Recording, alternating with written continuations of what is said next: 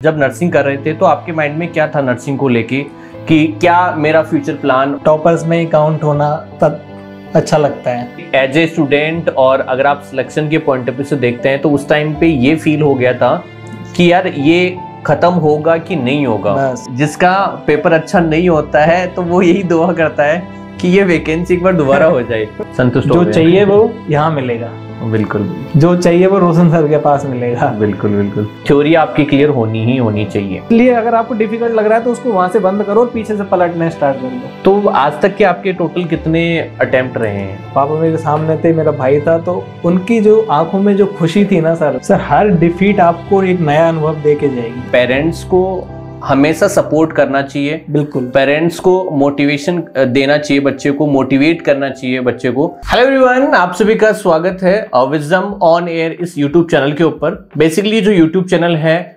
वो successful stories के ऊपर है, उन स्टूडेंट्स के लिए जो है जिन्होंने कड़ी मेहनत करके गवर्नमेंट जॉब में सिलेक्शन लिया है, उनके क्या प्लान रहे हैं, कैसे उन्होंने मेहनत करी है, इन सब चीज़ों के ऊपर जो है ये चैनल हमारा बेस्ड है। और आपको अगर ऐसी सक्सेसफुल स्टोरीज देखने में और सुनने में अच्छा लगता है, एक अच्छा मोटिवेशन मिलता है, तो आप इस चैनल को सब्सक्राइब करिएगा। तो आज हम बात करते हैं एक ऐसे स्टूडेंट की जिनका अभी रिसेंटली राजस्थान सीएचओ में कम्युनिटी हेल्थ ऑफिसर, जिसे सामुदायिक स्वास्थ्य अधिकारी के नाम से भी जानते हैं। तो उत्सव, आपका स्वागत है और कॉन्ग्रेचुलेशन, आपका सिलेक्शन हुआ है उसके लिए। बहुत बहुत धन्यवाद सर। तो उत्सव, जनरली हम इंटरव्यू की शुरुआत करेंगे, लेकिन उससे पहले मतलब पढ़ाई से रिलेटेड बाद में बात करते हैं। पहले आपकी जनरल लाइफ के बारे में जो है वो हम डिस्कस कर लेते हैं। जी सर। आप जो है वो कहाँ से बिलोंग करते हैं और आपकी फैमिली के बारे में थोड़ा सा इंट्रो जो है वो हो जाए एक बार। जी सर, मेरा पूरा नाम उत्सव चौधरी है और मेरे पिताजी का नाम श्याम बिहारी है और मेरे पिताजी एक किसान है। मैं एक किसान फैमिली से बिलोंग करता हूँ। मैं प्रॉपर करौली जिले के हिंडौन तहसील में एक छोटा सा गांव है खेड़ा जमालपुर, मैं वहां से बिलोंग करता हूं सर। ओके उत्सव, तो उत्सव आपने जो स्कूलिंग जो अपनी करी है, मतलब जनरली हमारी स्कूल 12th तक की स्टडी हो गई और उसके बाद में नर्सिंग की जो स्टडी हो गई, तो आपने कहाँ से अपनी स्कूलिंग जो है वो कंप्लीट की है? सर मैंने जो शुरू की 10th क्लास तक की जो मेरी स्टडी रही है वो गाँव में ही एक प्राइवेट स्कूल है, मैंने वहाँ से की है। 11th 12th मैंने बायोलॉजी से हिंडौन सिटी में एक प्राइवेट स्कूल है वहाँ से की है और मैंने नर्सिंग भी हिंडौन सिटी में रह के ही की है सर। तो आपका स्कूलिंग टाइम का एक्सपीरियंस जिसमें आपका क्या था, मतलब आप पढ़ाई में एवरेज थे या फिर एवरेज से ज़्यादा थे? नहीं सर, मेरा शुरू से ही मैं हमेशा मुझे टॉपर्स में ही काउंट होना तब अच्छा लगता है। तो मैं हमेशा टॉपर्स में ही रहा हूँ, स्कूलिंग में भी और नर्सिंग में भी। मतलब आपका एनवायरनमेंट जो है वो टॉपर्स वाली सोच वाला है, मतलब अपने माइंड में जो सेट कर रखा है कि मुझे टॉप ही करना है। बिल्कुल सर। Okay, nice. तो आपने जो है वो बेसिकली नर्सिंग की, तो नर्सिंग का कैसे सोचा आपने कि मेरे को नर्सिंग करना है? जब सर 10th के बाद मुझे फ्यूचर डिसाइड करने का प्लान बनाना था तो मुझे इंटरेस्ट था इस लाइन में, क्योंकि मेरी फैमिली जो बैकग्राउंड है वो मेडिकल फील्ड से ही है। मेरे सारे भाई वगैरह सब नर्सिंग फील्ड से जुड़े हुए हैं। तो मेरा शुरू से ही इंटरेस्ट नर्सिंग फील्ड में रहा है। तो 12th के बाद मैंने एक साल नीट की तैयारी के लिए मैं कोटा भी रहा हूँ। मैंने वहाँ पे नीट की तैयारी की थी बट मेरा नहीं हो पाया। उसके बाद मैंने घर रह के ही नर्सिंग में एडमिशन लिया और नर्सिंग कंटिन्यू की। तो आपने उत्सव नर्सिंग के बाद में या फिर जब नर्सिंग कर रहे थे तो आपके माइंड में क्या था नर्सिंग को लेके कि क्या मेरा फ्यूचर प्लान? मतलब जनरली अगर हम कोई भी फील्ड में स्टडी करते हैं तो हमारा एक फ्यूचर प्लान होता है कि भाई अगर आप आर्ट्स से हैं तो हमें लाइफ में क्या करना है, हम साइंस से हैं तो हमें क्या करना है। तो ऐसे ही आप नर्सिंग में हो, तो आपने क्या सोचा था उस टाइम पे जब नर्सिंग कर रहे थे तब? सर जब नर्सिंग में एडमिशन लिया था तो जब हम क्लासेज लेते थे, कॉलेज जाते थे, तो शुरू में थोड़ा डिफिकल्ट लगा, क्योंकि थोड़ी नर्सिंग का जो सिलेबस है वो थोड़ा 10th 12th के हिसाब से थोड़ा टफ है। क्योंकि नया प्रोफेशन है तो थोड़ा डिफिकल्ट हुआ। लेकिन जब धीरे धीरे हम नॉलेज गेन करते गए, पढ़ाई कंटिन्यू करते गए, तो इंटरेस्ट बढ़ता चला गया। उसके बाद जब हमें हॉस्पिटल में काम करने का मौका मिला एज ए प्रैक्टिस, तो उस काम करने में मज़ा आता था सर। इंजेक्शन लगाना, बोतल लगाना, कैनूल लगाना, कैथेटर डालना, तो ये नया एक्सपीरियंस था, तो इसमें मज़ा आता था। एक एडवेंचर सा लगता था कि मैंने एक सिंगल प्रिक में कैनूला प्रिक कर दिया, ये वो।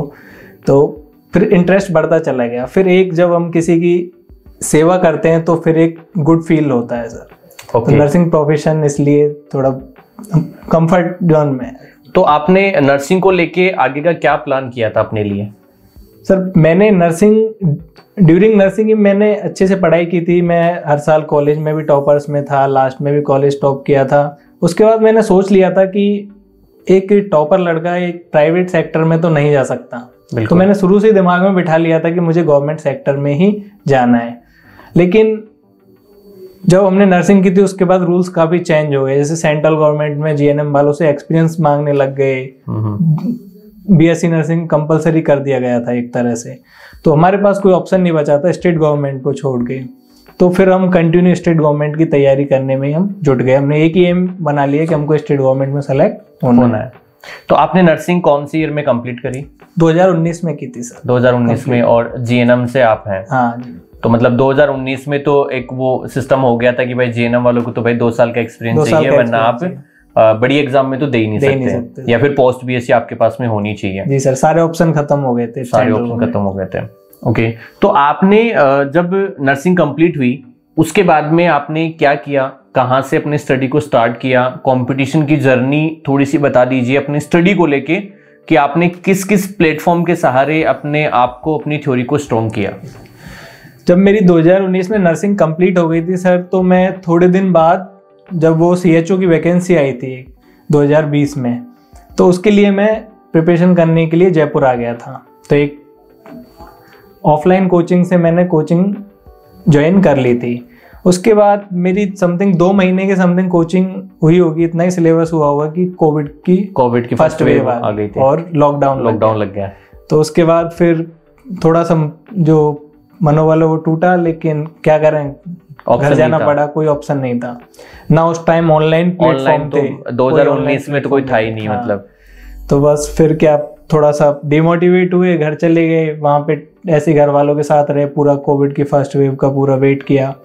उसके बाद जैसे ही थोड़ा सब कुछ स्टार्ट हुआ, दोबारा से चालू हुआ, मैं फिर से, क्योंकि करनी तो गवर्नमेंट जॉब थी, चाहता तो मैं उस टाइम पे प्राइवेट ज्वाइन भी कर सकता था, काफ़ी स्कोप थे कोविड के टाइम पे, लेकिन नहीं। फिर मैं सेकंड अटेम्प्ट के लिए फिर से जयपुर आया। फिर मैंने दोबारा एक प्राइवेट कोचिंग थी उसको ज्वाइन किया। जितना पहले सिलेबस हुआ था उतना ही सिलेबस हो पाया था और उतने ही दिन तक मैं यहाँ पे रुका था। उसके बाद कोविड की सेकंड वेव आ गई और सेकंड लॉकडाउन लग गया। तो फिर चलो एक बार तो हमने निकाल लिया, लेकिन जब दूसरी बार भी वही चीज हमारे साथ रिपीट हुई तो फिर सर आदमी का डिमोटिवेट होना तो बनता था। और मतलब एक एज ए स्टूडेंट, और अगर आप सिलेक्शन के पॉइंट ऑफ व्यू से देखते हैं तो उस टाइम पे ये फील हो गया था कि यार ये खत्म होगा कि नहीं होगा, और गवर्नमेंट वैकेंसी कब लेके आएगी, और कब लेके आएगी, तो उस टाइम पे हमारी पढ़ाई होगी कि नहीं होगी। बहुत सारे ऐसे सवाल जो है ना एज ए स्टूडेंट अपने माइंड में जो है वो आ रहे थे। बिल्कुल सर। फिर उसके बाद फिर से हम घर चले गए। फिर वो वेट किया कि कब सब ठीक होगा, फिर से कोचिंग करेंगे, क्या होगा क्या नहीं होगा। उसके बाद मैं थोड़े से ऑनलाइन प्लेटफॉर्म बढ़ना स्टार्ट हो गए थे, तो मैंने एक कोचिंग का ऑनलाइन प्लेटफॉर्म ज्वाइन किया और मैंने वहां से लगभग मेरा पूरा थ्योरी सिलेबस कंप्लीट किया। फिर जब 2023 सीएचओ एग्जाम हुआ था, 2022 वाली वैकेंसी का एग्जाम हुआ था, तब मैंने जितनी मैंने पढ़ाई की थी 2-3 साल में घर पे ऑनलाइन स्टडी में, उसमें सब कुछ मिला के मैंने अच्छी मेहनत की, अच्छे कंसंट्रेशन से मैंने पढ़ाई की। उसके बाद जब मैंने एग्ज़ाम दिया तो पेपर मेरा नहीं हो पाया, क्योंकि मुझे समझ नहीं आया, मैं थ्योरी में डिफ्रेंशिएट नहीं कर पाया कि मुझे इसमें से क्या पढ़ना चाहिए। स्टेट गवर्नमेंट की एग्ज़ाम है, क्या इसमें से मुझे सेलेक्टेड पॉइंट उठाने चाहिए, क्योंकि जो मैंने ऑनलाइन कोर्स लिया था वो नॉर्सेट लेवल का था। तो मैं उसमें से जज नहीं कर पाया कि इसमें से मुझे क्या क्या चीज़ स्पेशल पॉइंट के रूप में उठानी है। तो मेरा पेपर इस वजह से वहाँ पे थोड़ा बैठ नहीं पाया था 2023। लेकिन थोड़े दिन बाद पता चला कि वो पेपर आउट हो गया है। तो हमारा पेपर तो ऐसे ही ठीक नहीं हुआ था, तो हमें खुशी हुई। आउट हो गया तो मतलब हाँ। ये एक चीज में होती है, मतलब जिसका पेपर अच्छा नहीं होता है तो वो यही दुआ करता है कि ये वैकेंसी एक बार दोबारा हो जाए, या तो इसका पेपर आउट हो जाए या फिर कुछ ना कुछ ऐसा गफला हो कि ये वैकेंसी वापस से आ जाए तो मजा आ जाए। क्योंकि सर हमारे पास ऑप्शन नहीं है था, तो वो ऑप्शन अपन अपने मन से क्रिएट करते हैं कि भगवान करे कुछ ऐसा हो जाए कि ये वैकेंसी एक बार दोबारा आ जाए या दोबारा इसकी एग्जाम हो जाए, और वैसा ही हुआ। लेकिन वो मामला काफी लंबे टाइम तक चलता रहा। हाँ। फिर मैंने ऐसे ही एक प्राइवेट सेक्टर ज्वाइन किया था एज ए ट्रेनर, फिर मैं उसमें लग गया था। उसके बाद जब ये कंफर्म हो गया कि एग्जाम दोबारा होगी, तो मैंने अपना माइंडसेट बनाया, लेकिन मुझे ये नहीं पता था, क्योंकि कई जगह से मुझे सुनने को मिला कि पता नहीं कब होगी, राजस्थान गवर्नमेंट है, पता नहीं कब, श्योरिटी नहीं थी। लेकिन जब जनवरी खत्म हुआ और तब तक कोई एग्जाम डेट पोस्टपोन नहीं हुई, तो मैंने सोच लिया कि एग्जाम 100% होगी। 3 मार्च डेट दी थी उस टाइम। हाँ, 3 मार्च। उसके बाद मेरे पास 1 महीना था बस, वो भी फरवरी का। तो मेरा एक फ्रेंड है जो पोस्टेड है भीलवाड़ा में, मैंने उसके पास गया मैं, क्योंकि वहाँ पे जो एनवायरनमेंट है वो पढ़ाई का है, पॉजिटिव है, कोई भी डिस्टरबेंस नहीं है वहाँ पे। तो उसने मेरी बहुत हेल्प की, उसके साथ मैं रहा, वहीं लाइब्रेरी ज्वाइन की, और मैंने 1 महीने मेरे दिमाग में पहले तो वो आया कि मुझे करना क्या है, वही 6 महीने वाला कोर्स लेके बैठ जाऊं, फिर वही होगा। तो 1 महीने में मैं ऐसा क्या पढूं जिससे मैं 1 महीने में वो सब कुछ अचीव कर लूं जो मुझे स्टेट गवर्नमेंट पूछ सकता है। बिल्कुल। तो मैंने विजडम नर्सिंग एकेडमी की पहले से क्लास ली हुई थी यूट्यूब पे। मेरे पास स्पेशल की पॉइंट्स भी थे, तो मुझे लगा कि एक ही प्लेटफॉर्म है जो सेलेक्टेड कंटेंट हमको दे सकता है। फिर मैंने ये श्योरिटी करने के लिए मैंने फिर से यूट्यूब की लेटेस्ट क्लासेस देखी थी उस टाइम की। तो मैंने देख के मुझे लगा कि हाँ सच में संतुष्ट जो चाहिए वो यहाँ मिलेगा। बिल्कुल, जो चाहिए वो रोशन सर के पास मिलेगा। बिल्कुल बिल्कुल। तो फिर मैंने विजडम के ऑनलाइन प्लेटफॉर्म पे कांटेक्ट किया और मैं वहां से क्लास लेना स्टार्ट किया। तो जब मेरे पास 1 महीना था और मुझे पूरा कोर्स 1 महीने में कवर करना था, तो मैंने सबसे पहले जो उनके सब्जेक्ट वाइज, टॉपिक वाइज जो की पॉइंट्स की क्लासेज होती थी सर की, मैंने उनके स्पेशल पॉइंट्स बना के अलग से नोटबुक बनाई, और मैंने उन सारे स्पेशल पॉइंटों को एक उसमें कवर कर लिया, ऑल सब्जेक्ट्स के, ऑल पॉइंट्स के, ऑल सिस्टम्स के, सबके। उसके बाद मैंने उनका रिवाइज किया, और फिर मैं उनकी जितने भी यूट्यूब पे उनके MCQs क्लासेस पढ़ी हुई थी, जो अपने विजडम की जितने भी MCQs, लेकिन मैं सर वो MCQs नहीं, वो रामबाण है एक तरह से किसी भी एग्जाम के लिए। 100% कह रहा हूँ मैं। तो फिर जैसे जैसे मैं क्लासेस लेता गया, सारी जो स्पेशल पॉइंट्स की क्लास थी, MCQs थे, मैंने सब कुछ कवर किया। फिर मैंने उसको एक एक करके डिफ्रेंशिएट किया, मतलब पार्ट में डिवाइड किया, क्योंकि मुझे वो कंटेंट मिल चुका था 15 दिन में, 20 दिन में, कि हाँ अब मैं इससे स्टेट गवर्नमेंट की एग्जाम को क्रैक कर सकता है। हाँ। और एक्सपीरियंस हो ही गया था NHM का एग्जाम देख के कि पेपर तो लेवल का आने वाला है। हाँ। तो फिर मैंने उसको डिवाइड किया और धीरे धीरे मैंने सब कुछ क्लियर करता चला गया। अब बेसिकली होता क्या है कि मतलब आप अगर किसी एग्जाम की तैयारी कर रहे हैं तो आप उसके सिलेबस के हिसाब से उसको कवर करो। आप ओवरबर्डन मत करो, क्योंकि एक क्या है कि लोगों ने अफवाह बना रखी है कि भाई CHO में तो नॉट सेट लेवल का आता है। भाई इतना बर्डन अगर आप लोगे ना तो आप CHO में भी सिलेक्ट नहीं हो सकते, जबकि गवर्नमेंट ने क्लियरली कुछ सब्जेक्ट जो हैं वो नॉट सेट में आती है बट CHO में नहीं आती है। तो आपको उनको हाथ लगाना ही नहीं है, आपको केवल उतना ही पढ़ना है। जैसे नॉट सेट की हम बात करें तो अराउंड 800 से 900 घंटे का कोर्स होता है। अगर आप उनको पढ़ने बैठोगे 1-1 घंटे के हिसाब से तो 800 से 900 घंटे होते हैं, और CHO का अराउंड उसका हाफ हो जाता है, मतलब 300 से 400 घंटों में आराम से CHO आप कवर कर सकते हैं और बहुत खुशी से कवर कर सकते हैं। क्योंकि अगर आप नॉट सेट लेवल का पढ़ लोगे तो फिर CHO तो मेरे को लगता नहीं है कि फिर वो कभी निकल पाएगा, क्योंकि आपके ऊपर बर्डन इतना रहेगा कि यार मैं क्या क्या पढ़ूं इसके अंदर से।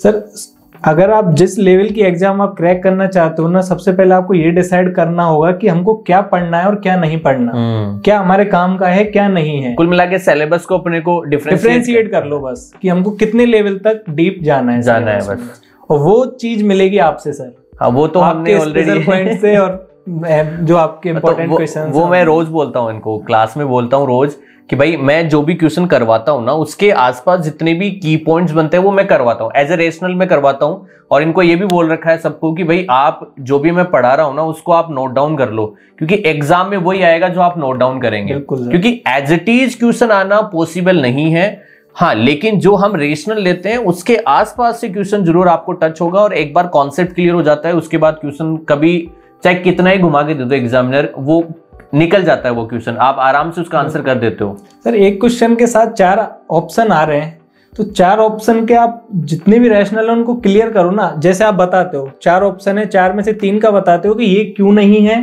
और जो राइट आंसर है ये क्यों है। तो जब उनको आप डिस्क्राइब करते हो चारों को, तो उन चारों पॉइंटों को नोट डाउन कर लो कि ये ऑप्शन ये बोलना चाह रहा है। बिल्कुल। ठीक है, तो जब हम चारों को क्लियर कर लेंगे तो हमारा एक क्वेश्चन नहीं 4 क्वेश्चन क्लियर होंगे सर। आपको कहीं भी वो देखेंगे, मल्टीपल चॉइसेस में देखेंगे या कैसे भी सिंगल लाइनर में देखेगा, तो आपको तुरंत क्लिक हो जाएगा कि ये चीज ये पूछना चाह रही है। और आपने बेसिकली जो स्टडी अपना प्लान किया था, तो उसको किस हिसाब से प्लान किया था कि मतलब पहले आपको मतलब जनरली होता है बच्चों के माइंड में एक चीज होती है कि मैं केवल यूट्यूब पे पढ़ के सिलेक्शन ले लूं, जो आज के टाइम पे मेरे को नहीं लगता वो पॉसिबल है, क्योंकि एक टाइम था जब बच्चे यूट्यूब पे सिलेक्टिव क्वेश्चन देखते थे और उनके हिसाब से अपना सिलेक्शन जो है वो कर लेते थे, बट आज थ्योरी पढ़ना इंपॉर्टेंट है। तो आपकी सीक्वेंस क्या रही? क्या आप ओनली एमसीक्यूज पे डिपेंड थे या फिर थ्योरी पे डिपेंड थे? मेजरली आपका पोर्शन क्या था सिलेक्शन को लेके? देखिए सर, जैसे मुझे पता था कि स्टेट गवर्नमेंट कितने लेवल तक पहुंच सकती है, तो मैं थोड़ा उससे हाई लेके चला था। जैसे कि आपके जितने भी इंपॉर्टेंट पॉइंट्स आते हैं थ्योरी के, आप भी थ्योरी के सारे पॉइंट्स क्लियर करवाते हो पॉइंट बाय पॉइंट या स्टेप बाय स्टेप सब हर सब्जेक्ट के। तो अगर उनको हम ऐसे की ऐसे as it is point by point note down करते चले तो वो थ्योरी सफिशिएंट है।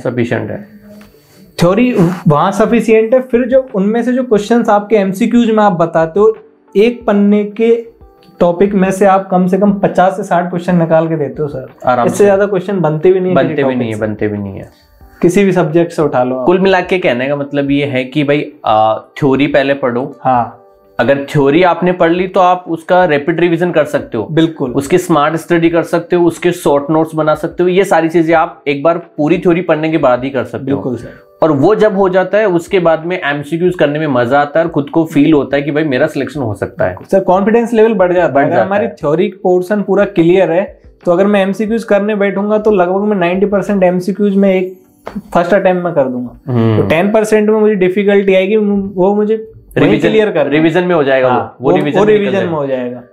बट अगर थ्योरी नहीं पढ़ी हुई तो फिर रिवीजन तो भूल ही जाओ। जब थ्योरी नहीं पढ़ी तो रिवीजन, बाकी बच्चे कई बोलते हैं कि सर हम कंप्लीट ना पढ़ के रैपिड रिवीजन कर लें। भाई जब तक आप एक बार कॉन्सेप्ट क्लियर नहीं करोगे तब तक आप चाहे जितना रैपिड रिवीजन कर लो कोई फर्क नहीं पड़ेगा उन सब चीजों से।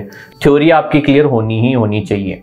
ये एक तो पहला इंपॉर्टेंट जो की है जो स्टूडेंट को समझनी चाहिए। बिल्कुल सर। और आपका एक्सपीरियंस क्या था? मतलब एग्जामिनेशन हॉल की अगर हम बात करते हैं, आपने बहुत अच्छे से पढ़ लिया, आपने ऑलरेडी कोविड के टाइम से आप स्ट्रगल कर रहे थे। yes, और आपने कोचिंग ज्वाइन करी बट लॉकडाउन लगा, फिर ज्वाइन किया, फिर लॉकडाउन लगा, देन उसके बाद ऑनलाइन प्लेटफॉर्म पे भी आपने 2 जगह इंक्लूडिंग विजडम को मिला के 2 जगह आपने स्टडी करी।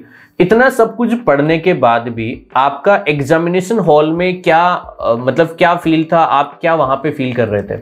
कि सर सबसे पहले तो जब मैं एंटर हुआ तो उससे पहले ही मैंने अपने आप को कॉन्फिडेंट किया कि अभी तो इस बार तो कुछ नहीं बचा जो छूट गया हो।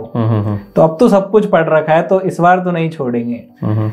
तो मैंने खुद को बूस्ट किया और मैं एंटर हुआ, क्लासरूम में गया तो मेरे क्लासरूम में 24 स्टूडेंट थे। तो एक फनी बात है कि मैं बैठे बैठे सोच रहा था कि जितनी वैकेंसी है जितने सेंटर है उस हिसाब से इन 24 में से एक का सिलेक्शन होगा। कौन लकी पर्सन होगा जो एक होगा, वो कैलकुलेट कर लेते हैं। हाँ, वो कैलकुलेशन चलता है क्योंकि वहाँ इतने 1 घंटे पहले एंटर करवा लेते हैं, 1 घंटे में बिठा के रखते हैं। सबके ऐसे फेस देखते रहते हैं कि भाई ये इसका हाल देख के अपन बता सकते हैं कि ये सिलेक्ट हो सकता है नहीं हो सकता। मैं ऐसे ऑब्जर्व कर रहा था चारों तरफ देख के, वो एंजाइटी से पता चल जाता है उनकी। लेकिन मैं फुल कॉन्फिडेंट था इस बार कि हाँ मुझे कुछ नहीं बचा, क्योंकि मैं समथिंग अपने जो विजडम के एमसीक्यूज हैं समथिंग 10,000 क्वेश्चन से ज्यादा निकाल चुका था सारे वीडियो देख के। और उसके अलावा जो इम्पोर्टेंट पॉइंट्स आते हैं, की पॉइंट्स आते हैं, वो भी हर लाइन में 1 से 2 क्वेश्चन है हर लाइन में हो जाते हैं, वो कवर हो जाते हैं। कुल मिला के 15 से 20,000 क्वेश्चन बार-बार रिवीजन हो गया आपका, यूट्यूब से भी बार-बार रिवीजन हो गया आपका। ओके, तो जब आपके हाथ में पेपर आया तब क्या आपको फील हुआ? सर सबसे पहले मैंने पेपर ऑब्जर्व करने के लिए मैं एक नज़र में पेपर देखता हूँ। तो जब मैं पेपर पलट रहा था तो मुझे हर पेज पे 2 से 4 क्वेश्चन जो आपने लास्ट 3 दिन में नितिन सर ने और आपने जो एमसीक्यूज में जो बताए थे, वो क्वेश्चन मुझे जो मतलब जैसे कोई किसी क्वेश्चन में कोई पॉइंट है जो इम्पोर्टेंट पॉइंट है कोई, तो वो दिख जाता है, वो लैंग्वेज पता सिमिलर सी लग रही थी। तो उससे जैसे मैं पलट रहा था तो मेरा हर पन्ने पे मेरा कॉन्फिडेंस लेवल और बूस्ट हो रहा था कि हाँ जो पढ़ रखा है वही है इसमें। तो मैंने कहा अब इसमें ज्यादा टाइम नहीं लगाते, अब इसको। अब वही होता है कि जनरली जब हम पेपर सॉल्व करने बैठते हैं और अगर हमारा पहला क्वेश्चन सही जाता है ना, तो फिर बाकी सारे सही जाएंगे, और अगर स्टार्टिंग में 1-2 गलत हो गए तो फिर वो अपन खुद को फील नहीं कर पाते, अपन ये सोचते हैं कि यार नहीं अपन ने तैयारी नहीं करी, फिर वहीं पे अपन डीमोटिवेट हो जाते हैं। बट ये सबसे अच्छा तरीका है कि एग्जामिनेशन हॉल में जब भी आप बैठो तो एक बार पूरा पेपर देख लो, क्या पता आपको जो स्टार्टिंग में 10 क्वेश्चन आ रहे हैं नहीं आ रहे हैं वही टफ हो, बाकी के पता नहीं इजी भी हो सकते हैं। 10 क्वेश्चन देख के अगर आपने डिसाइड कर लिया ना कि पेपर टफ है, तो आपकी मेंटलिटी वही खराब, आधा सिलेक्शन तो वही रुक जाएगा, क्योंकि आपको माइंड ही काम नहीं करेगा वहां पे। अगर आगे से तो आपको टफ क्योंकि पेपर का सीक्वेंस होता है, कुछ पोर्शन टफ होते हैं पेपर में, हर पेपर में, चाहे वो छोटी एग्जाम हो चाहे बड़ी एग्जाम हो, कम ज्यादा ऐसे बढ़ता जाता है डिफिकल्टी पेपर की। बिल्कुल हो सकता है आपकी जो सीरीज आई है उसमें डिफिकल्टी वाला पोर्शन आगे आ गया हो, तो इसलिए अगर आपको डिफिकल्ट लग रहा है तो उसको वहां से बंद करो और पीछे से पलटना स्टार्ट कर दो। और आपने नेगेटिव मार्किंग कैसे कंट्रोल करी, क्योंकि पेपर में नेगेटिव मार्किंग होती है और बहुत सारे बच्चों के सिलेक्शन जो है ना नेगेटिव की वजह से, नेगेटिव मार्किंग की वजह से रुक जाते हैं। देखिए सर, सबसे पहले तो एक जो 5th ऑप्शन आया है ई वाला, उसका सबसे बड़ा तोड़ जो मैंने अपने हिसाब से निकाला वो ये है कि जिस क्वेश्चन हर पेपर में 10 से 15 क्वेश्चन ऐसे आएंगे जो आपसे टच नहीं होंगे, आप कितना भी पढ़ के चले जाओ, वो डालते ही इसलिए हैं कि आप उनमें उलझो। अगर आपने ये डिसाइड कर लिया कि ये क्वेश्चन मुझे छोड़ना है, इसको टच ही नहीं करना, मुझे इसमें बिल्कुल कोई नॉलेज नहीं है, तो सबसे पहले उसका ये ऑप्शन भर दो। उसको पेंडिंग के लिए मत छोड़ो, क्या पता पीछे याद आ जाए, नहीं आएगा, जो आना होता है वो ऑन स्पॉट आ जाता है। हाँ। फिर उसके बाद मैंने पेपर को डिवाइड किया कि जो मैं 100% जिनमें कॉन्फिडेंट हूँ, मैं सबसे पहले उन क्वेश्चंस को करता चला गया। और जब जितने क्वेश्चन हो गए, मोस्टली क्वेश्चन फर्स्ट अटेम्प्ट में हो गए थे मेरे। ओके। हाँ, तो फिर सबसे पहले मैंने उनको फिल कर दिया OMR में क्योंकि अगर मैं OMR को पीछे पेंडिंग छोड़ते हैं ना तो बहुत ज्यादा प्रेशर आ जाता है और गलतियां होती हैं। मतलब एक क्वेश्चन को आपने पढ़ लिया और वो आपको आ रहा है, अगर आपने उसको फिल नहीं किया और जब दोबारा भरने आओगे तो वहां गलती कर दोगे, कंफ्यूज हो जाते हैं। तो जितना आ रहा है उतना पहले फिल कर दो बस, जिसमें आपको लगता है 100% कॉन्फिडेंट हो, पूरा फिल कर दो। ओके, तो आज तक के आपके टोटल कितने अटेम्प्ट रहे हैं? सर मैंने 2020 CHO दिया था, उस टाइम तो नर्सिंग हुई थी और कोई नॉलेज नहीं थी, कोई कोचिंग वगैरह कुछ नहीं था, तो ऐसे ही दिया था वो नॉलेज। फिर मैंने ये 2022 वाली वैकेंसी का CHO का एग्जाम दिया था, फिर ये दिया था। मतलब वो तो पेपर आपका कैंसिल हो गया था, वो कैंसिल हो, 2 अटेम्प्ट, सेकंड अटेम्प्ट में आपका जो है वो सिलेक्शन हो गया है। ओके, तो आपका एक थोड़ा सा आइडिया मैं लेना चाहूंगा, मतलब स्टडी के पॉइंट ऑफ व्यू से, कि आपका कितने हार्ट्स की आपकी स्टडी प्लान था और क्या आपकी कंटिन्यूटी थी स्टडी को लेके? देखिए सर, मैं अपना भी बताऊंगा और मैं शेयर भी करूंगा कि किसी को देख के उसकी नकल मत करो कि मेरे दोस्त की जो सिटिंग कैपेसिटी है वो 8 घंटे है, तो क्या पता 8 घंटे अगर मैं नहीं बैठा तो मेरा सिलेक्शन नहीं हो पाएगा। आपकी जितनी कैपेसिटी है, आपको 1 घंटे पढ़ने के बाद अगर रेस्ट चाहिए तो आप 1 घंटे पढ़ के 5 मिनट का रेस्ट लो, वो जरूरी है। जिससे आप अगर 10 मिनट का रेस्ट लोगे तो अगले 1 घंटे आप बेस्ट तरीके से पढ़ पाओगे, आप एक फ्रेश मूड में पढ़ पाओगे और बेटर स्टडी होगी। तो ऐसे दिमाग पे कभी भी स्ट्रेस मत लो और फोर्सली मत पढ़ो। आप जितनी देर बैठ सकते हो, जितनी देर फ्रेश माइंड से स्टडी कर सकते हो, उतनी देर पढ़ो। बिल्कुल। मैं 10 से 12 घंटे स्टडी करता था डेली, उसके बीच में मैं कम से कम 4 ब्रेक लेता था सर, 4 से 5 ब्रेक। हाँ, मतलब कुल मिला की बात ये है कि आप अपने माइंड को इतना प्रेशराइज मत करो कि माइंड में कुछ सेट ही नहीं हो रहा है, केवल आप एक दिखावे के चक्कर में बैठे हुए हैं। क्योंकि जैसे मान लो कि 2 दोस्त एक लाइब्रेरी में हैं और पास वाला पढ़ रहा है, आप नहीं पढ़ रहे और आपको ये लग रहा है कि मैं बैठा रहूंगा तो मेरी पढ़ाई हो रही है। वो पढ़ाई नहीं हो रही, वो टाइम पास हो रहा है, वो आप उसमें टाइम वेस्ट कर रहे हो, पूरा टाइम वेस्ट कर रहे हो। इससे अच्छा है कि आप अपने दोस्त को छोड़ो, क्योंकि दोस्त क्या पढ़ रहा है क्या नहीं पढ़ रहा है वो कभी शेयर नहीं करता। बहुत कम लोग जो होते हैं ना वो शेयर कर देते हैं। मैं तो ऑनेस्टली बोल रहा हूँ ये चीजें, बट हाँ ये है कि आप अपने दोस्त को कॉपी मत करो, आप जो है वो केवल और केवल अपने ऊपर ध्यान दो कि आप कितने घंटे पढ़ सकते हो। बट कंटिन्यूटी मैटर करती है कि आप हार्ड साइड डेली के 3 पढ़ो 4 पढ़ो, बट कंटिन्यूटी जो है वो सबसे ज्यादा मैटर करती है आपके लिए। दूसरा मैं आपसे पूछना चाहता हूँ कि भाई जिस दिन आपका रिजल्ट आने वाला था, यस सर, उस दिन की फीलिंग क्या थी? क्योंकि जैसे ट्वीट हो गया था कि भाई रिजल्ट शाम को 6-7 बजे तक आ जाएगा, तो उसको लेके आपका क्या एक्सपीरियंस था, क्या फीलिंग थी आपकी, आपके घर वालों की क्या फीलिंग थी, वो एक बार शेयर कर दीजिए। सबसे पहले मैं फर्स्ट लिस्ट आई थी तब की बताता हूँ कि मैं, पापा और मेरा छोटा भाई, हम तीनों साथ में थे। तो टाइम पहले ही डिसाइड था कि 6 बजे के समथिंग कुछ रिजल्ट आने वाला है। तो हम बहुत बेसब्री से इंतजार कर रहे थे, क्योंकि मेरे घर वालों को भी पता था कि इसके अलावा इसके पास कोई ऑप्शन नहीं है और इससे बेटर कोई जॉब भी नहीं है, जॉब भी नहीं है।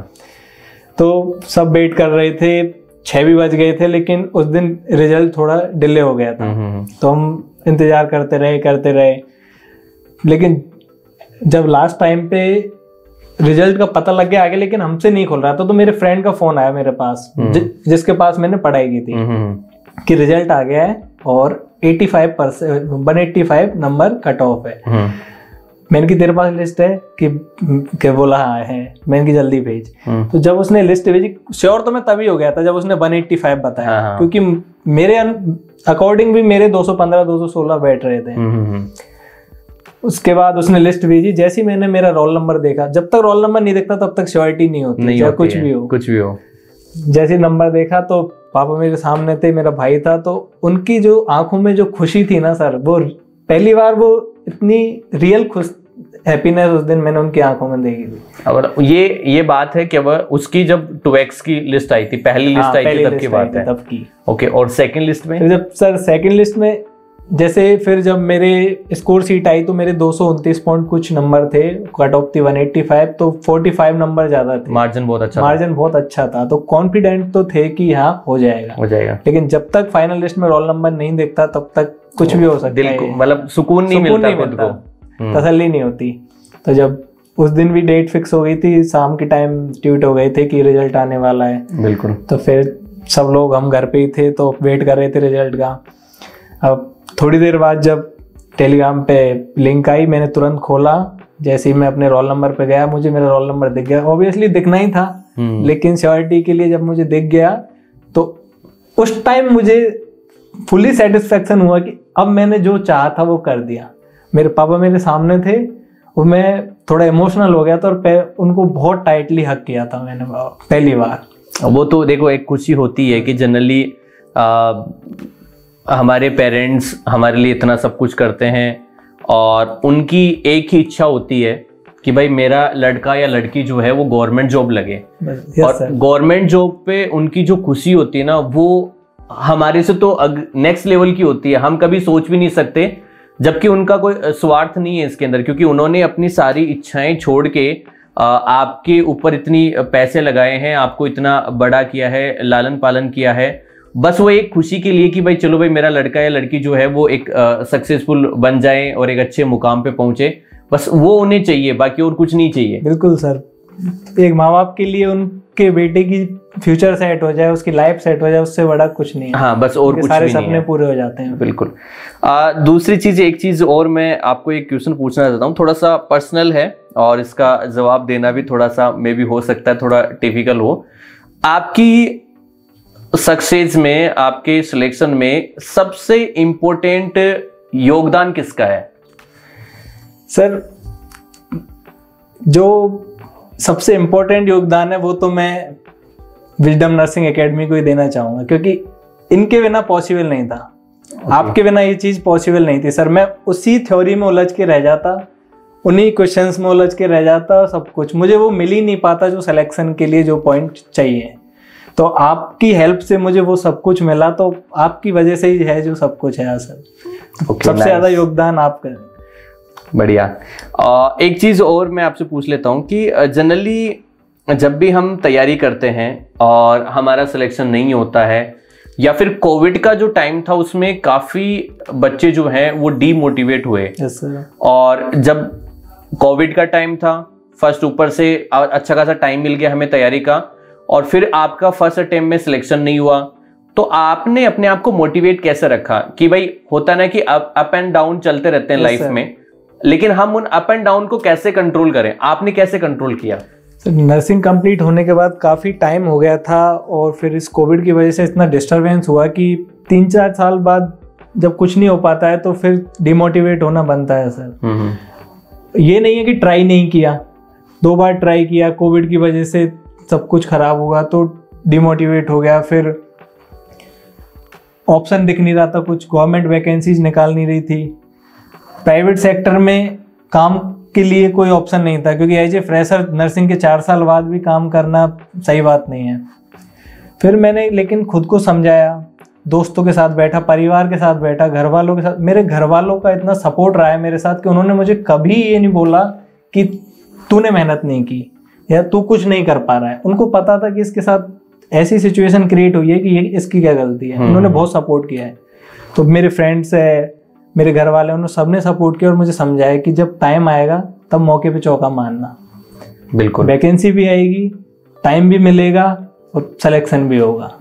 तो ऐसे मैं कंपनी ज्वाइन की, दोस्तों की, घर वालों का सपोर्ट, तो उनसे मुझे मोटिवेशन मिलता था। और खुद को फिर मैं अकेले जब मैं रहता था तो खुद को मोटिवेट करता था, मैं सेल्फ मोटिवेट, कि ऐसी कोई चीज़ नहीं है दुनिया में जिसको हम हासिल नहीं कर सकते।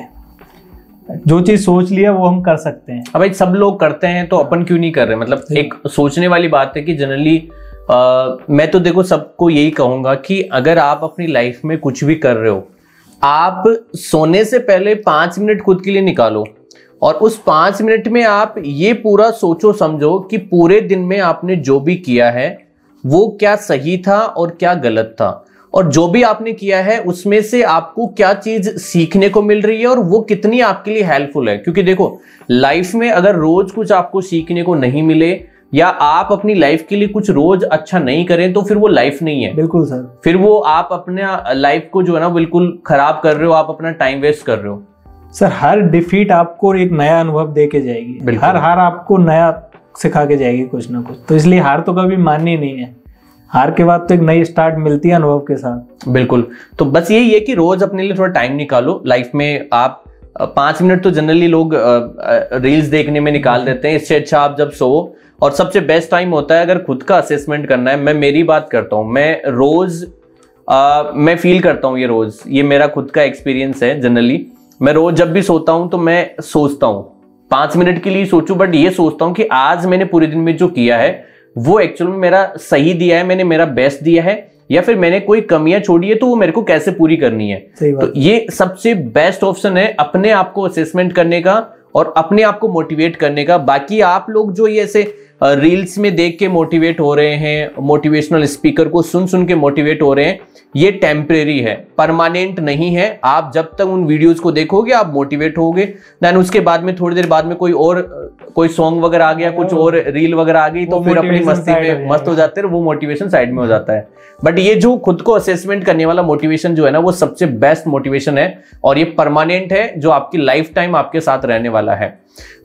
एक चीज और मैं आपसे पूछ लेता हूं कि जनरली जितने भी स्टूडेंट तैयारी कर रहे हैं, तो उनके लिए आप अपनी साइड से क्या ऐसी चीज सजेस्ट करना चाहते हैं जिसमें वो अपने आप को बेस्ट कर सके? सबसे पहली बात तो ये कि जो टीचर आपको पढ़ा रहा है वो हमेशा यही चाहेगा कि वो आपको वो सब कुछ दे जिससे आप कैसा भी किसी भी डिपार्टमेंट में सिलेक्शन ले सकें। कोई भी सेंट्रल गवर्नमेंट एग्जाम हो, कोई भी स्टेट गवर्नमेंट एग्जाम हो, एक टीचर अपना बेस्ट एफर्ट लगाते हैं। तो टीचर पे विश्वास रखना सबसे ज्यादा जरूरी है।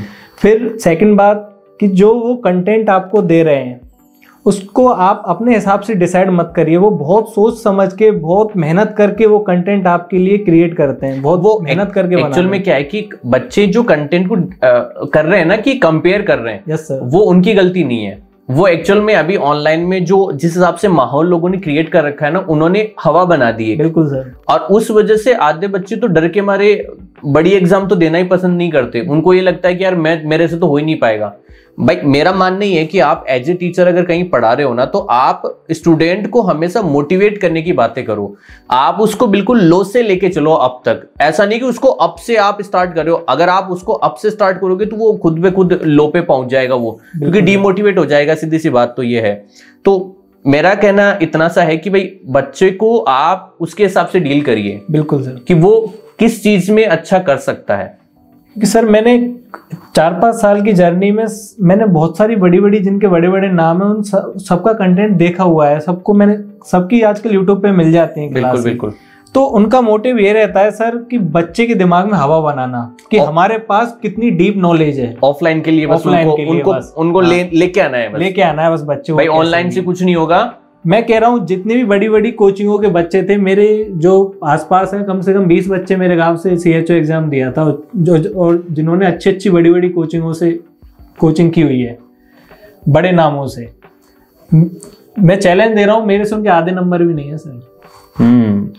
जबकि मैंने वो लिमिटेड कंटेंट पढ़ा है आपको बस। वही तो मैं बोल रहा हूँ ना, स्मार्ट स्टडी। आज के टाइम में आपकी स्टडी स्मार्ट होनी चाहिए। आप वो चीज लेके मत चलो कि भाई आपके पास में पैराग्राफ बने हुए हैं, सेंटेंस बने हुए हैं, बस आप उन्हें रटे जा रहे हो। आप उन एक पेज में से आप 5 पॉइंट ऐसे निकाल लो जो एग्जाम में आने वाले हैं। सबसे बेस्ट तो ये है, कम से कम टाइम में, और उनको आप जितनी बार रिवाइज कर सकते हो उतनी बार रिवाइज करो। बिल्कुल सर। तो आपका फ्यूचर प्लान क्या है सर? अब बस एक बार ज्वाइनिंग मिल जाए, फिर ज्वाइनिंग करके घर पे रहना है, माँ बाप की सेवा करनी है और अपना भी घर परिवार बसाना है। ओके। तो कभी आइडिया लगा कि आपके मम्मी पापा के क्या सपने हैं? मेरे मम्मी पापा के सपने जैसा कि मुझे फील हुआ था, और उसी चीज को लेके मैंने डिसाइड किया था कि उनका ये कि हमारा एक बेटा घर पे रहे, क्योंकि मेरे छोटे भाई का प्रोफेशन कुछ ऐसा है कि वो घर पे नहीं रह पाता है। बिल्कुल। तो उनका ये मोटिव है कि एक बेटा उनका घर पे रहे। तो भगवान ने और आपके मेहनत ने, आपके आशीर्वाद ने मुझे वो दिया जो मेरा भी सपना था और मेरे घर वालों का भी सपना था। उनकी भी उम्मीद यही थी कि हमारा बेटा यहीं घर पे रहे और घर के पास ही कोई गवर्नमेंट जॉब करे। कभी आपके साथ ऐसा फील हुआ है कि मतलब आपके मम्मी पापा कुछ ऐसी बात कर रहे हो जो आपसे छुप के बात कर रहे हो एज ए स्ट्रगल, और आपने सुन लिया और आप उससे मोटिवेट हो रहे हैं? सर जैसे कई बार होता है कि ज़्यादा तो ऐसा नहीं होता, लेकिन 1-2 बार ऐसा हुआ है कि वो जैसे हम कोई गलती कर रहे हैं, बाई चांस गलती हो गई, तो वो सपोर्ट में रहते हैं कि बच्चे हैं, गलतियां हो जाती हैं। और मोटिवेट का तो ऐसा है कि उन्होंने कभी अपनी तरफ से कभी डिमोटिवेट नहीं किया, कि उन्होंने ये बोला हो कि जैसे टॉर्चर हो जाते हैं बच्चे कई बार, कई घर वाले गुस्से में बोल देते हैं कि इतना पैसा लगा दिया है, तुमसे कुछ हो नहीं पा रहा है। जैसे पड़ोसी बोलते हैं। हाँ, ताने नहीं मारते। ओके। उन्होंने हमेशा सपोर्ट किया है सर। हाँ, मतलब मेरा ये इतना सा कहना है कि मतलब अगर कोई स्टूडेंट तैयारी कर रहा है तो पेरेंट्स को हमेशा सपोर्ट करना चाहिए। बिल्कुल। पेरेंट्स को मोटिवेशन देना चाहिए, बच्चे को मोटिवेट करना चाहिए बच्चे को, क्योंकि जब तक घर वाले साथ नहीं है, देखो पड़ोसी तो हमेशा साथ है ही नहीं है। पड़ोसी तो कभी साथ नहीं है। आपका जो खास पड़ोसी है वो भी साथ नहीं है ना, वो भी मजे लेने में और ताने मारने में है। तो इससे अच्छा है कि आप अपने बच्चों को जो है ना वो थोड़ा सा मोटिवेट करके चलो। वो कहते हैं ना कि सुनो सबकी लेकिन करो अपने मन की। अगर आप अपने मन की कर रहे हो ना तो आप अच्छा कर सकते हो, और अगर आप सब लोगों की सुन के उनके हिसाब से करोगे तो फिर आप अपनी लाइफ को वहीं खत्म कर रहे हो। बिल्कुल सही है सर। अपने बच्चे पे विश्वास रखो बस। हाँ, अगर वो मेहनत कर रहा है तो उस पर विश्वास रखो, वो एक दिन आपको रिजल्ट देगा। वो रिजल्ट देगा, तो ये होना चाहिए। तो हम इस इंटरव्यू को यहीं समाप्त करते हैं। अगेन कॉन्ग्रेचुलेसन, एक अधिकारी की पोस्ट पे पहुंच चुके हैं, और नाम भी सामुदायिक स्वास्थ्य अधिकारी अपने आप में एक अच्छा नाम है। आपकी खुद की नाम प्लेट जो है वो आपके डेस्क पे रहेगी, क्योंकि लोग एक नाम के लिए भी जो है ना वो बहुत मेहनत करते हैं कि भाई उनका नाम जो है ना वो अच्छी जगह दिखे। तो मैं JNM वालों से इसीलिए रिक्वेस्ट करना चाहूंगा कि आपसे जलने वालों को और जलाने के लिए अपनी गाड़ी के पीछे सामुदायिक स्वास्थ्य अधिकारी लिखवाने के लिए सर के पैर पकड़ लो, नहीं तो विजडम के पैर पकड़ लो। मैं गारंटी दे रहा हूँ, जो बोल रहे हैं वो फॉलो कर लो, 8 से 10 घंटे पढ़ लो विद क्लास एज। मैं लिख के दे रहा हूँ कि आपका सिलेक्शन कोई नहीं रोक सकता स्टेट गवर्नमेंट एग्जाम। हाँ, और फिर गाड़ी में अपन वो आगे की साइड वो बत्तियां भी लगवा देंगे क्योंकि गांव में तो चला सकते हैं, कोई दिक्कत नहीं है। तो फिर पड़ोसी उस टाइम पे फिर पड़ोसी को मजा आएगा। मजा आएगा। अच्छा, ऐसा हुआ है कि मतलब ये थोड़ा पर्सनल क्वेश्चन है, अगर आप जवाब नहीं देना चाहें तो मना कर सकते हैं। ऐसा हुआ है कि मतलब सिलेक्शन से पहले मतलब लोगों का अलग बिहेवियर रहा हो और सिलेक्शन के बाद में सडनली चेंज हो गया हो जो हमने उम्मीद भी नहीं रखी हो? जी सर, एक जब कोई जॉब हमारे पास नहीं होती है तो लोगों का बात करने का वे अलग होता है। उनका वे ऑफ टॉकिंग से आपको पता चल जाता है कि ये फॉर्मेलिटी कर रहा है, क्या कर रहा है। लेकिन आफ्टर सिलेक्शन जब मेरे से कोई बात करता है तो उसमें मुझे रेस्पेक्ट दिखती है सर, कि ये मेरी जॉब की रेस्पेक्ट कर रहा है, मेरी नहीं कर रहा है। हाँ, अगर मेरी रेस्पेक्ट होती तो वो पहले भी होती। अब जो ये रेस्पेक्ट दे रहा है मेरी जॉब को दे रहा है, मुझे नहीं। हाँ, बहुत बार ऐसा होता है कि मतलब जिन लोगों के पूरी लाइफ में फोन नहीं आए हैं वो लोग भी फोन करके कॉन्ग्रेचुलेशन तो बोल ही देते हैं कि भाई चलो बधाई हो आपको, आपका सिलेक्शन हो गया। सर मेन बात वो है ना, अगर इस टाइम पे भी आपको जिसने कॉन्ग्रेचुलेशन नहीं बोला तो वो अपने आप डिफरेंशिएट हो गया कि इसको कैटेगरी डिसाइड होगी वहां पे कि भाई ये अपने जोन का नहीं है। चलो अच्छी बात है ना, और आप आए उसके लिए मोस्ट वेलकम आपका, और अगेन कॉन्ग्रेचुलेशन। ऐसे ही आप आगे बढ़ते रहो और अपने पेरेंट्स का ध्यान रखो। सबसे इम्पोर्टेंट चीज लाइफ में कुछ भी करो, पेरेंट्स की खुशी सबसे इम्पोर्टेंट है। वो कहते हैं ना कि मंदिर में जाने से भगवान जो है ना नहीं मिलता है, और लोग जो मंदिर में खर्चा करते हैं या फिर जो लोग दान करते हैं, अगर उतना पैसा और उतना डेडिकेशन आप अगर अपने मम्मी पापा के लिए कर दो तो उससे अच्छा रिजल्ट आपको कभी नहीं मिल सकता। क्योंकि बुरे कर्म और बुरी संगत, इसका रिजल्ट अपने को इसी लाइफ में मिलता है, बाकी कहीं नहीं मिलता। अगर आपको लाइफ में कुछ करना है तो दोस्त कम बनाओ, लेकिन ऐसे बनाओ जो आपको खुद से ऊपर बढ़ के देखें तो खुश हो। बिल्कुल। चलो तो इस जर्नी को यहीं समाप्त करते हैं हम। आई होप आपको ये इंटरव्यू अच्छा लगा होगा, और ऐसे ही मोर इंटरव्यूज के लिए जो सक्सेसफुल स्टोरी है उनके लिए आप हमारे चैनल को सब्सक्राइब कर सकते हैं। Thank you so much.